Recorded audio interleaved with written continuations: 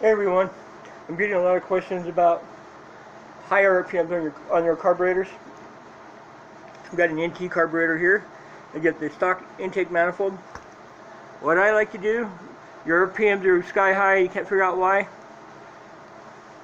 Make sure you get a nice clean piece of electrical tape. Take the intake manifold, you don't have to take it off. You're going to wrap the electric, pull it tight. You want the electrical tape tight if you can. Just keep it away from the edge of the intake tube and stuff. You don't want it to go inside the tube. You get it all the way across, nice and tight.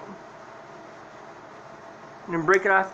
Make sure it's even as possible where you broke it off. And just barely overlap that tape.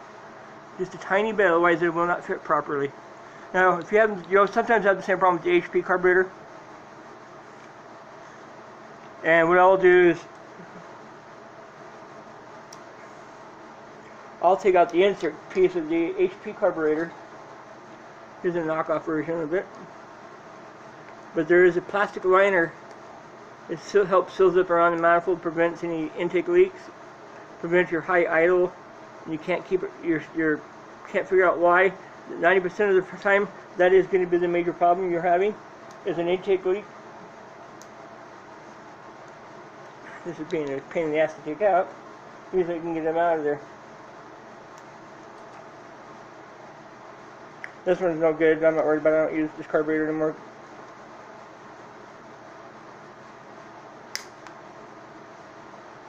Here it goes. I got it.